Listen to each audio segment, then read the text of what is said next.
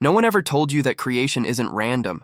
They told you it was hard work, luck, timing, that invisible hand that picks winners and leaves the rest waiting. But if you've ever felt the pulse of something deeper, that eerie sense that life rearranges itself to match your inner state, then you've already touched what I'm about to unfold. I want you to picture this. You wake up one morning, open your messages, and there it is. The opportunity, the answer. The moment you swore was impossible just days ago. And you think, how did this line up so perfectly? It's not coincidence, it's coherence.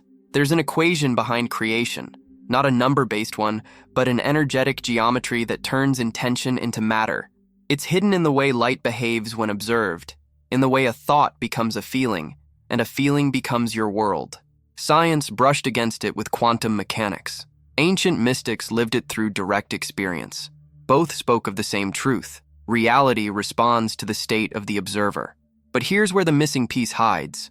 They never taught you how to stabilize that state. They never showed you the formula that merges the spiritual with the measurable, because the real power isn't in forcing outcomes or visualizing harder. It's in embodying the equation, aligning the fields within you until what you hold inside becomes undeniable outside. Creation doesn't happen out there. It happens here, in the intersection between your biology and your awareness, between your nervous system and your consciousness. And when that intersection becomes coherent, life obeys. Everything rearranges, people, timing, circumstances, as if the world itself were recalibrating to a frequency only you could emit. So let's decode it, not as magic, but as mechanism. Think of reality as a mirror, not a metaphorical one, a literal energetic reflection responding to your inner signal. The mirror doesn't care what you want to see. It reflects who you are being. When you frown at your reflection, it frowns back instantly. When you smile, it doesn't hesitate. The reflection isn't judging you, it's just following law. This is how creation operates. Your emotional and physiological state is the command you're sending into the field. The universe, or the quantum field if you prefer the scientific language, doesn't decode words, affirmations, or wishful thinking. It decodes coherence. Coherence means your thoughts, feelings, and nervous system are broadcasting one message, not static, not contradiction, but clarity. If you think abundance but feel fear, the mirror gets scrambled. If you declare love but your body tenses with unworthiness, the reflection flickers between yes and no. That's why the formula of creation begins with embodiment. Your mind is the signal generator, your heart the amplifier, and your body the antenna. When all three align, the equation activates. Thought X, emotion X, state, cause reality. But alignment isn't a thought exercise. It's a regulation process. You must feel safe enough to hold the frequency of what you claim to desire. Safety is the ground wire of manifestation. Without it, the current can't flow. This is where most people get lost. They try to command the mirror without realizing it's responding perfectly to their incoherence. They shout affirmations at the reflection, hoping it will smile before they do. But reality doesn't preempt your signal. It amplifies it. The sacred equation isn't hidden because it's complex. It's hidden because it's too simple. What you embody, you broadcast. What you broadcast, you receive. And once you truly grasp that the reflection has never been against you, only following you, your entire relationship with creation changes. You stop pleading with reality and start tuning it. But there's one massive illusion that keeps this formula from working for most people. And that illusion has shaped everything you've been taught about manifestation. Here's the lie that blocks almost everyone. You've been told that believing harder makes things manifest faster, that if you repeat the right affirmations or force your mind to stay positive, reality will eventually bend. But that's not belief. That's resistance in disguise. Real creation doesn't happen when you convince yourself. It happens when there's nothing left to convince. When your system, mind, body, and energy, relaxes into truth, not effort. Let's break that through something human. You've been waiting for a message. Someone you care about, maybe a friend or someone you love, left you hanging. You keep checking your phone, refreshing the chat, crafting imaginary replies. Your chest tightens, your thoughts spiral, your body hums with quiet anxiety. Now here's what's actually happening beneath that surface. Your field is broadcasting lack. The mirror, perfect as always, reflects delay, because delay is what you're being. You can't trick the mirror with logic. You can't tell it I'm fine when your entire nervous system is trembling. It reflects coherence, not words. So what if instead of trying to manifest that text, you sat still long enough to regulate your state? You breathe. You let the ache in your chest expand instead of fighting it. You drop the timeline and anchor into the present moment where nothing's missing, and something subtle happens. The mirror clears. Your frequency shifts from I need to, I am safe, from waiting to being. Most people never reach that moment because they keep performing positivity, using affirmations as a way to outsmart the body. But your body is the doorway, not the obstacle. The nervous system doesn't speak in spiritual cliches. It speaks in sensations, in tension, in release. And here's the paradox that no one teaches. The moment you stop trying to control the reflection, it starts to move. That's why people say things finally happened once they gave up. They didn't give up on the dream. They gave up on the resistance that kept their signal distorted. The myth of mental control collapses when you realize creation is an emotional frequency, not an intellectual command. The universe doesn't respond to your words. It responds to your state. But if your state determines your signal, what determines your state? The answer lives in a place few ever look: the deep rhythms of your nervous system and how safety decides what you can actually receive. Every manifestation teacher talks about alignment, but almost no one explains what it feels like physiologically. Alignment isn't some mystical moment of bliss. It's a body that feels safe enough to stay open. Because no matter how elevated your thoughts are, if your body doesn't feel safe, it won't let you hold the frequency you're trying to broadcast. Your nervous system is the gatekeeper of creation. It decides which realities you can tune into, not out of punishment, but out of protection. If your body associates expansion with danger, it will quietly sabotage anything that threatens to overwhelm it. It's not rejection, it's regulation. So let's bring this from theory into practice. Right now, close your eyes for a second. Inhale slowly through your nose, about 4 counts. Hold for 2. Exhale gently, twice as long as the inhale. Do that again, and as you exhale, imagine the breath melting through your spine, softening your chest. Now notice the shift. That space you just created is coherence beginning to form, the bridge between thought and biology. The brain starts to synchronize with the heart, and the electromagnetic field around you steadies. That's not woo, it's measurable physics. When your heart and brain move in rhythm, your entire field stabilizes. The signal you send becomes clear, unbroken, powerful. This is the state from which true manifestation occurs, not from forcing, but from flow. Because coherence isn't achieved by pushing yourself into calm, it's allowing the body to trust that it's safe to expand. It's the opposite of hustle energy. It's the energy of receiving. Most people try to build their dream from a dysregulated state: tight chest, shallow breathing, subconscious panic. That's like trying to broadcast a love song on a broken radio. No matter how beautiful the intention, the static drowns it out. When you learn to regulate your nervous system, you change the station. You tune into timelines that match calm certainty rather than anxious effort.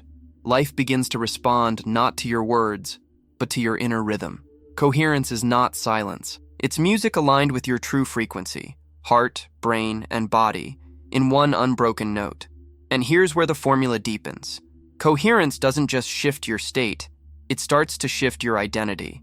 Because once your body learns what safety feels like, it stops looping in survival. And that's when you're finally free to become someone entirely new. A calm state is powerful, but it's not the endgame. States fluctuate. They rise and fall like tides. Identity, however, sets the ocean itself. When people say they're trying to manifest, what they're really doing is reaching for a state they can't yet sustain. They feel abundant for 5 minutes, then scarcity snaps them back. They visualize love, then their body remembers heartbreak and contracts. It's not failure, it's simply identity catching up. Because identity is the sum of all the states your nervous system has rehearsed so many times they've become your baseline. Your body doesn't care what you imagine for 10 seconds. It cares what you embody for 10 hours. So the real creation formula doesn't stop at feel the emotion of your desire. It continues into become the person for whom that emotion is natural. You can visit peace, or you can live there. Let's make this real. Imagine you're under pressure, bills due, the same loop of stress replaying. You take a few breaths, maybe even reach coherence for a moment. But the next day, panic returns. That's because you shifted your state, not your identity.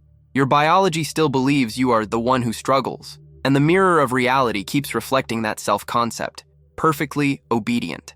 Identity isn't changed through declarations, it's changed through repetition of being. Each time you respond differently, breathe instead of brace, open instead of shut down, you're teaching your body a new version of you. That's the real alchemy. When coherence becomes your default, your self-image evolves. You stop chasing alignment and start living as alignment. That's when miracles stop feeling miraculous. They just feel logical. The bridge from state to identity is the moment you stop saying, "I am trying to become," and start quietly knowing, "I am." That sentence isn't an affirmation. It's a frequency stamp. And every time you live from that knowing, reality adjusts its coordinates around you. But there's an even deeper layer, one that explains why certain identities seem to live on different planes of luck, timing, and possibility. Because identity doesn't just shape behavior, it selects entire timelines. And once you understand that, you realize creation was never about attracting something into your world. It was about stepping into the version of you that's already living it. Here's where the equation turns quantum. Every possible version of you already exists, not as fantasy, but as distinct patterns of energy, each vibrating at its own frequency. Think of timelines as parallel stations on the same radio dial. The you who's still doubting is broadcasting on one channel. The you who's already free, abundant, loved, is transmitting on another. You don't chase the new timeline. You tune to it. Identity is the tuner. When you shift who you are being, you shift what you can perceive. The world rearranges not because the external changed first, but because you did. Let's ground this in a real moment. Imagine a job interview, the kind where everything rides on your ability to show up right. You prepare, visualize success, repeat affirmations. But the moment you walk in, your body tightens, your breath shortens. You revert to the identity of the one being judged.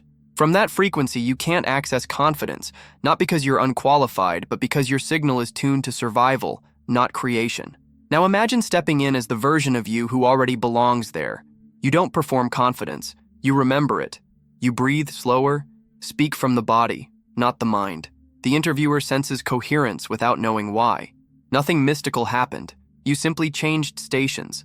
Timelines collapse not through effort, but through resonance. When your inner frequency matches a version of reality, time folds. What would have taken months or years seems to appear overnight, because in that timeline it already existed. You didn't manifest it, you met it. That's the hidden formula. Identity determines frequency. Frequency determines access. Most people try to bring a higher timeline into their current identity, but it doesn't work that way. You can't drag abundance into scarcity. You become the one who abundance belongs to. And that's the real leap. Not believing harder, but embodying differently. The mirror doesn't lie. When you inhabit the self who's already living the life you desire, the reflection updates.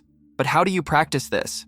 How do you train your body and consciousness to stabilize that new broadcast instead of slipping back into old signals? That's where the tools come in. The daily rehearsal of the new self, anchored not in fantasy, but in lived frequency. You can't think your way into a new identity. You have to train your nervous system to recognize it as home. Rehearsal is how you do that. Not mental repetition, but full body broadcasting. Start with bridge statements. These aren't affirmations. They're frequency bridges. Instead of forcing, "I am wealthy," say, "I am beginning to feel safe with abundance." Instead of declaring, "I am loved," whisper, "It's becoming natural to let love stay." Bridge statements invite your body to catch up. They speak in the language of truth, not fantasy. Then add somatic anchors. Choose one physical cue that reminds your body of your desired frequency. Maybe it's pressing your hand against your heart each morning, or rolling your shoulders open when you catch yourself contracting. The body learns through repetition. These anchors tell your nervous system, "We live here now." Next, practice the timeline rehearsal.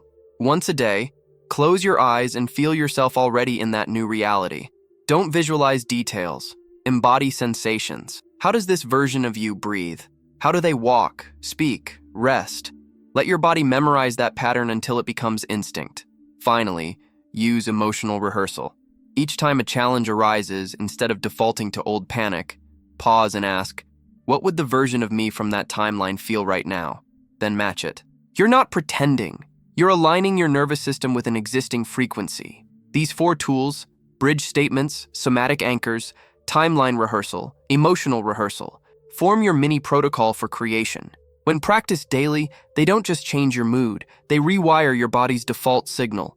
Because creation isn't about attracting, It's about remembering the vibration you came from and stabilizing it long enough for reality to notice. Most people rehearse failure unconsciously. They replay anxiety, rehearse scarcity, embody unworthiness, but the same mechanism that sustains limitation can sustain liberation. It's the same muscle. You just choose a new direction. Here's the key. Consistency beats intensity. 5 minutes of full coherence daily will shift more timelines than hours of mental struggle. You're not doing the work. You're becoming it. And the moment this clicks, you'll notice something miraculous. Reality starts responding faster, with precision that feels almost scripted. Have you noticed that the moment you stopped gripping, what you wanted finally showed up? Tell me your story in the comments. It might unlock someone else's leap. But even with all these tools, there are forces that still pull you back. Urgency, self-sabotage, over-control. They're not enemies, they're invitations. Let's decode how to turn each one into fuel. Every creator hits the same invisible wall, the friction between what they know and what they feel. You've practiced the tools, you've touched coherence, yet sometimes it still slips. That's not failure. It's the echo of your old timeline trying to pull you back. The first trap is urgency. That tight, racing feeling that whispers, "It has to happen now." Urgency is the nervous system's way of saying, "I don't feel safe unless it happens." But creation can't emerge from panic. Urgency scrambles your signal. It screams lack even when your mind chants abundance. The antidote isn't to suppress it, it's to meet it. When urgency rises, pause, feel where it lives in your body. Breathe into that exact spot. Not to push it away, but to say, "You're safe even before it comes." The moment safety returns, urgency dissolves. The reflection clears. The second obstacle is split signals. You ask for expansion while quietly rehearsing contraction. You visualize love but keep proving you're unlovable. You imagine wealth but flinch when you spend. These micro-contradictions fracture your broadcast. To unify your signal, trace every desire back to its feeling. What does the thing you want represent? Freedom, connection, relief. Then start embodying that emotion in small, ordinary moments. When the vibration matches, the form can't help but follow. The third trap is over-control. The mind believes creation means management. It micromanages timing, people, details. But control is the opposite of coherence. It tells the field, "I don't trust the process." The secret is surrender, not as passive giving up, but as energetic alignment with inevitability. Try this. Each time you notice yourself planning from fear, place a hand on your chest and say, "It's already chosen." That phrase tells your body the timeline exists. You're just walking toward it. When you stop chasing, the current starts carrying you. Opportunities appear because your field is finally unobstructed. Control collapses when trust takes root. And trust isn't mental, it's visceral. Every obstacle is just a distortion in frequency. Once you bring awareness to it, it becomes data, not drama. Urgency shows you where safety's missing. Split signals show you where truth is fragmented. Control shows you where trust needs practice. And when you integrate all three, your energy stops leaking.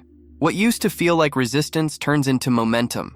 That's when manifestation stops being a special ritual and becomes your ordinary way of existing, visible even in the smallest acts of daily life. The real test of creation isn't during meditation. It's when you're washing dishes, sending emails, or sitting in traffic. That's where frequency either holds or collapses. Most people lose coherence not because they forget what they learned, but because they divide life into spiritual and ordinary. But the mirror doesn't stop reflecting just because you're scrolling your phone. Every micro moment is part of the broadcast. Integration means no more separation between your practice and your presence. When you walk, notice how your feet meet the ground. Let each step affirm, "I'm already supported." When you eat, feel gratitude not as a thought, but as texture, the vibration of receiving. When you speak, let your tone carry the signal you want mirrored back. Calm, confident, coherent. Even conversations become portals. The moment someone triggers you, you have two timelines available, the old reactive one or the new coherent one. If you choose to breathe instead of brace, you collapse the old timeline right there in real time. That's not spiritual bypassing, that's quantum editing. You can treat every ordinary act as an energetic calibration. Your nervous system doesn't care whether you're manifesting money or making coffee. It just wants consistency. When you choose coherence in the smallest actions, you train your biology to sustain it when stakes feel higher. Here's a simple integration ritual. In the morning, before touching your phone, place one hand on your heart, one on your abdomen. Say silently, "I broadcast peace today." Then, through the day, when something challenges that peace, use it as an invitation to amplify, not abandon your frequency. And this is where life starts to feel like partnership rather than struggle. You realize reality isn't testing you, it's training you. Each situation becomes feedback about your signal. When coherence stops being an occasional state and becomes your natural baseline, you no longer wait for miracles. You walk as one. And just when you think you've reached stability, something extraordinary happens. The mirror stops just reflecting your signal and begins amplifying it. Synchronicities multiply. Opportunities arrive out of sequence. You start noticing reality bending toward you like metal drawn to a magnet. But this next shift isn't about better results. It's about bigger resonance. Because once coherence becomes embodied, it doesn't just transform your personal world. It starts altering everything around you. When your inner field stabilizes, creation stops being personal. It becomes relational, creative, even ecological. The same equation that governs your manifestations also governs how you touch the world. You're no longer just adjusting your reflection, you're influencing the reflections of others. It shows first in relationships. You stop trying to be understood and start radiating understanding. People feel safer around you without knowing why, because your coherence invites theirs. The nervous systems around you begin to entrain to your calm. Conflict softens, communication opens. You become the frequency that regulates the room. Then it expands into creativity. Ideas start arriving whole. The struggle to force inspiration fades because you're now tuned to the same frequency as creation itself. The timeline where flow is normal, not rare, becomes the one you live in. Artists describe this as channeling. Scientists might call it pattern recognition, but both are the same phenomenon, resonance. Let's ground it in a third micro scenario. You're at the gym. Halfway through a workout, your body protests, tired, tense, old stories about limits rising up.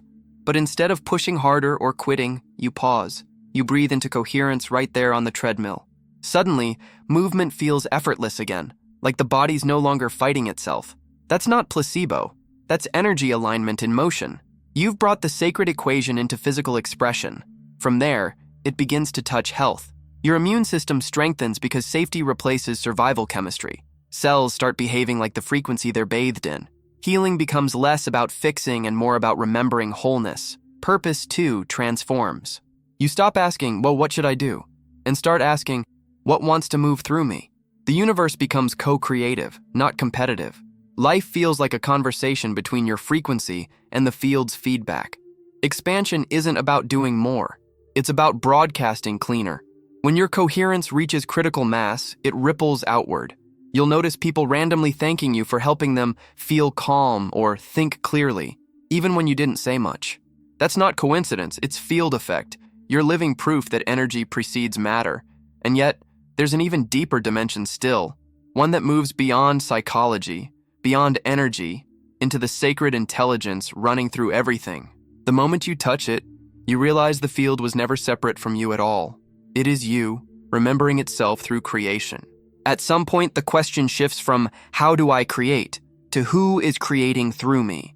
Because when coherence becomes stable, you begin to sense something larger moving beneath your choices, a rhythm, a wisdom, an intelligence that was never separate from you. The sacred equation stops being a tool and reveals itself as truth. Consciousness is not in the body is in consciousness. This is where science meets spirit. The observer effect wasn't just about particles reacting to observation, it was about life responding to awareness. Observation is participation. Each time you witness something with presence, you infuse it with order. That's the hidden meaning behind faith moves mountains. Faith isn't belief in outcome, it's coherence with source. And surrender, the word so misunderstood, becomes the most advanced technology there is. Because surrender doesn't mean giving up control, it means merging with the intelligence that was guiding everything before you tried to manage it. It's realizing creation doesn't require your constant supervision. It thrives on your trust. Think about how a tree grows. It doesn't visualize sunlight or hustle to produce fruit. It aligns with the laws that already exist and lets those laws express through it. That's divine coherence in motion. And you, as consciousness embodied, are no different. In this dimension, Even contrast takes on new meaning.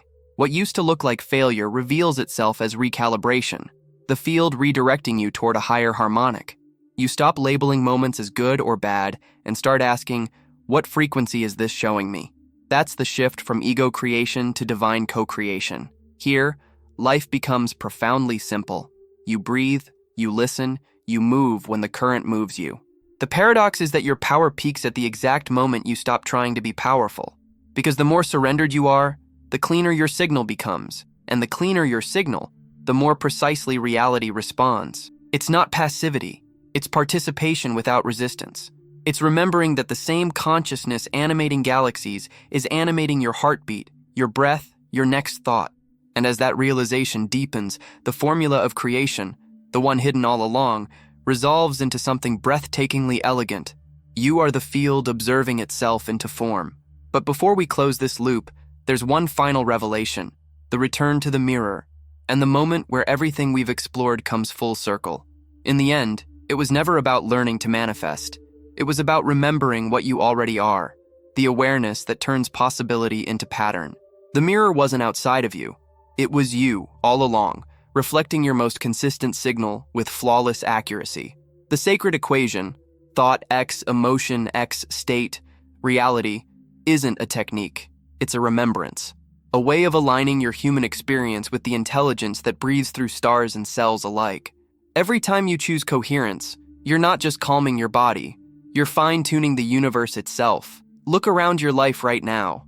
Every face, every object, every circumstance is a precise reflection of what your inner field has been rehearsing. Not punishment, not reward, just pure resonance.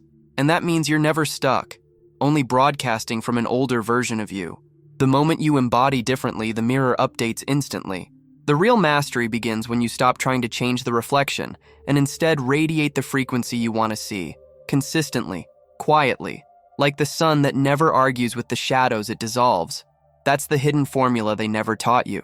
Creation doesn't start with wishing, it starts with coherence, not with force, with frequency, not by chasing, by becoming. So now, instead of asking, how do I make this happen? Ask, what station am I tuned to? Because reality is listening, not to your words, but to your vibration. The mirror is waiting for your next signal. When it arrives, when you feel that pulse of alignment in your chest, breathe, smile, and remember, you're not observing reality. You're composing it. And tell me, have you felt it before? That eerie, sacred moment when life moved to your rhythm as if it already knew your song? Share it in the comments below. Someone might hear their own reflection in your story.